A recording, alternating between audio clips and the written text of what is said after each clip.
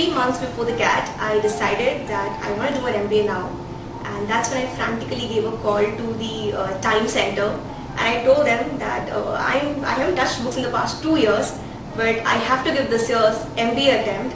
Do you think it's a wise decision? Direct me rightly. Do you think I stand a chance of converting it? That was when Prerna took a long thought and she said, "Are you sure you want to quit your job? Because from the way you speak, you seem to love your job. Are you sure you want to do it? Because we have students who are working alongside, they've appeared for CAT and they've still cleared it. Are you sure you want to do this?"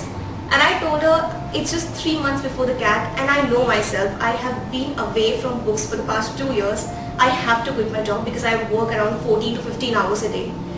And she said that if you're willing to put in all the hard work, I can assure you that all the faculty at Time would be extremely supportive of you. We will give you all the coaching that you need, but the hard work must come from you. Yes. So I think I must say a big thank you to Time because they helped me decide. They helped me make a really big decision. It was a big risk and a big gamble that I took. Sure. You know, quitting a job that you don't like is one thing, but quitting a job where your future is bright, when you have a nice boss who cares about you, is an entirely different thing. Sure.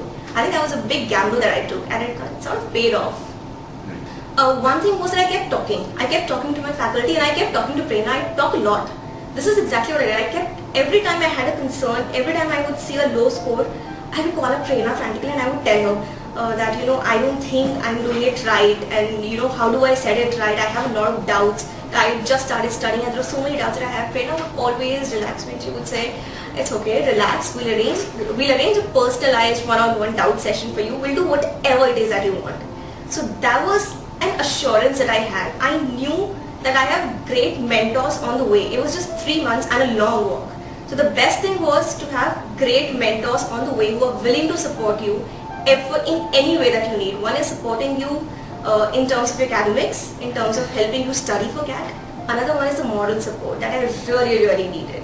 I definitely want to use that word. See, when I said a teacher is somebody who teaches you the concepts in the classroom and would walk out.